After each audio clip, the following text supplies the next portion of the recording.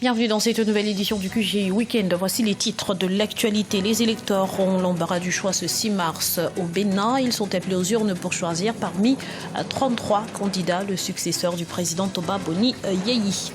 Suppression prochaine des visas entre les pays du G5 Sahel, une mesure qui entre dans le cadre de la lutte contre le terrorisme et qui s'appliquera dans un premier temps au passeport diplomatique. Et puis Air Côte d'Ivoire déploie ses ailes.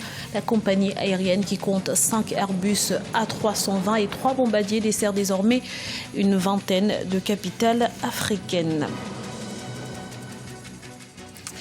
Les journées électorales ce dimanche au Bénin. Les électeurs sont appelés aux urnes pour désigner un nouveau président de la République. 7 908 bureaux de vote sont ouverts à cet effet. Une élection très ouverte aux enjeux importants. Et pour l'heure, elle se déroule dans le calme. On fait le point tout de suite avec Lizelsi Akizimana. Le président Toba Boni Yayi a voté. Tout comme les 4 700 000 électeurs, le chef de l'État béninois s'est rendu aux urnes ce dimanche 6 mars 2016 pour élire le prochain président parmi les 33 candidats en lice. Je suis encore là, citoyen, je rentre dans la vie civile. Je vivrai à mes chers compatriotes que j'adore si tant. Je ne vais nulle part. Nous continuerons de mener le combat ensemble contre cet ennemi commun. Il y a un seul, le seul, c'est la pauvreté. La pauvreté. Donc ce n'est pas un testament de celui-là qui sent sa mort prochaine, non. Je ne sais pas si c'est dans ce sens que vous mettez cela, mon cher jeune frère. Yayi Boni supporte très bien.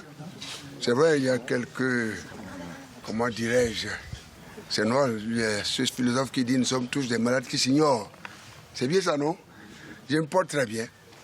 Et je pense que la nation a encore besoin de moi.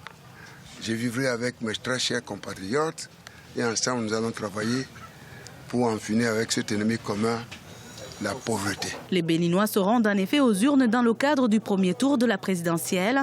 13 106 postes de vote ont été installés un peu partout dans le pays. L'Union africaine a dépêché une quarantaine d'observateurs. La CEDEAO ainsi que plusieurs organisations nationales et internationales de la société civile suivent également d'auprès ce scrutin. Je pense que tout se passe dans de bonnes conditions pour le moment. Ce que nous avons constaté, on a visité déjà un premier bureau de vote. On est au niveau du second bureau de vote. Les gens sont en file indienne. Et puis tout est calme. Les gens votent calmement et dans l'ordre. Lors des préparatifs de ce scrutin, le problème majeur qui s'est manifesté était lié au manque de cartes d'électeurs de 2016. La commission électorale a finalement décidé samedi d'autoriser les électeurs qui n'ont pas la nouvelle carte à voter avec l'ancienne, c'est-à-dire celle de 2015, sur l'ensemble du territoire. Les Béninois vont donc élire un nouveau président qui va succéder à l'actuel Toba Boni Yayi, qui se retire au terme de 2 mandats, conformément à la Constitution.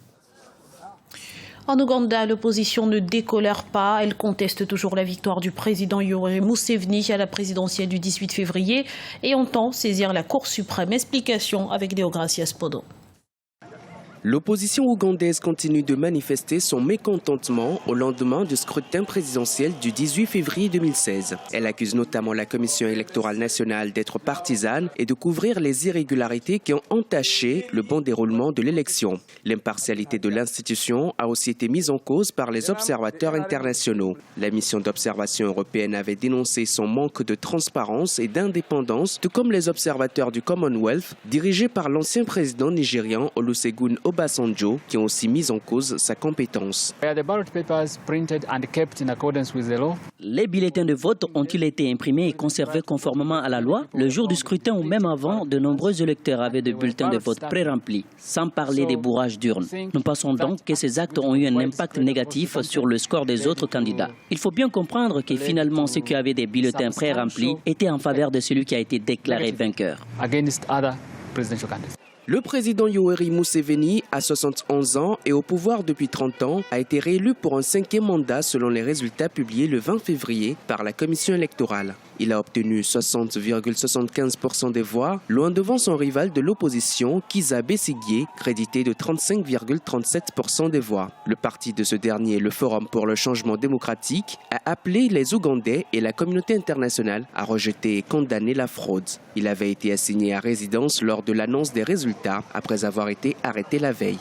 Le processus démocratique a été détourné. Le NRM, parti du candidat Museveni, profite de l'armée et de la police acquise à sa cause. Ils ont fait plusieurs fois irruption à notre siège, mené des raids dans nos locaux, harcelé nos dirigeants et le personnel, arrêté plus de 300 membres du parti, pour la plupart des responsables bureaux de vote à travers le pays. Ils ont même arrêté notre candidat à la présidentielle à 9 reprises en l'espace de 11 jours. C'est déplorable.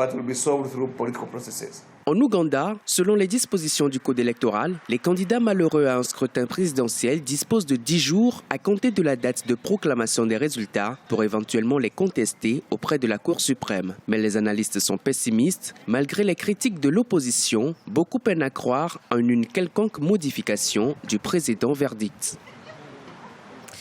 La réunion du G5 Sahel qui s'est clôturée le 4 mars au Tchad a permis aux pays membres d'adopter des mesures pour combattre le terrorisme. Parmi celles-ci, la suppression des visas afin de fluidifier les déplacements entre les pays de la zone. On fait le point tout de suite avec Alioune Guindo.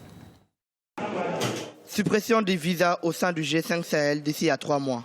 Le 4 mars 2016, les ministres de la Défense et de la Sécurité du Burkina Faso, du Mali, de la Mauritanie, du Niger et du Tchad ont décidé, entre autres mesures, de supprimer les visas entre pays membres du G5 Sahel, le cadre institutionnel de coordination et de suivi des politiques de développement et de sécurité de la région du Sahel. Une mesure qui se fera dans les 3 mois à venir. Elle s'appliquera d'abord au passeport diplomatique, puis au passeport ordinaire. Depuis 1963, l'Union africaine a proposé qu'il n'existe même plus de visas entre les différents États membres du continent africain.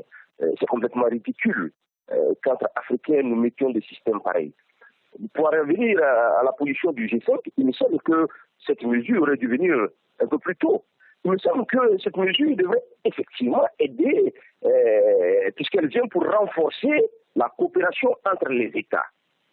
À partir du moment où il y a une facilité de circulation entre les États, il va sans dire aussi qu'il y aurait une facilité de circulation de l'information entre ces États. Et donc, de ce point de vue, à mon avis, ça met d'ailleurs les États à l'abri des systèmes de corruption qui sont établis autour de nos frontières.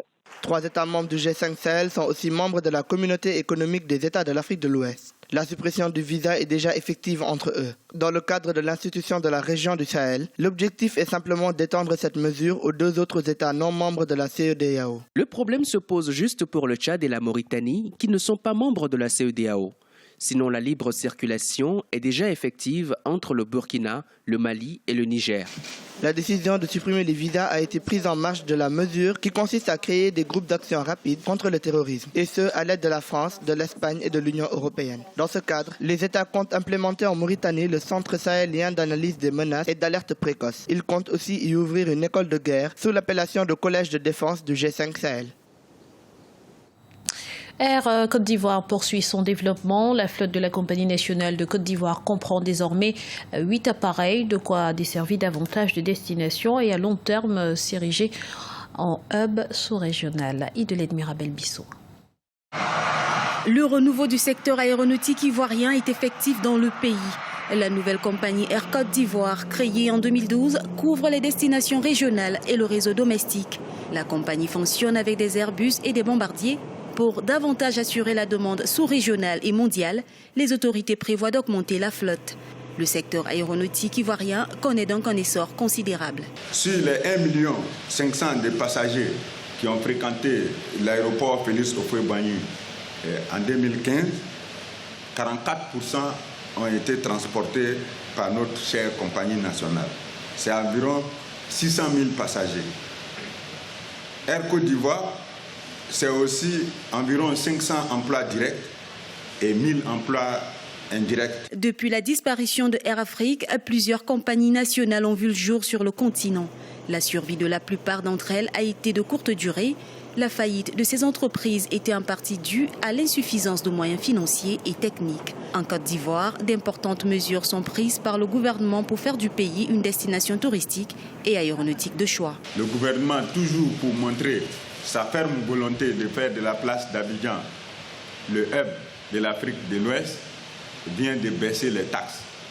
Et le gouvernement s'engage également dans un programme important de réduction des billets d'avion.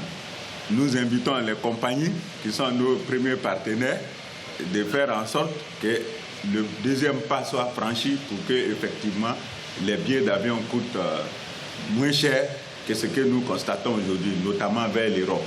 Les projets dans le secteur aéronautique se multiplient dans le pays, notamment avec la réalisation de l'aéroport international de San Pedro et de son aérocité.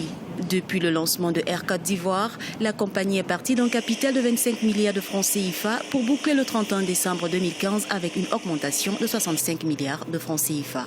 L'objectif du gouvernement est d'atteindre 100 milliards de francs CFA en 2016.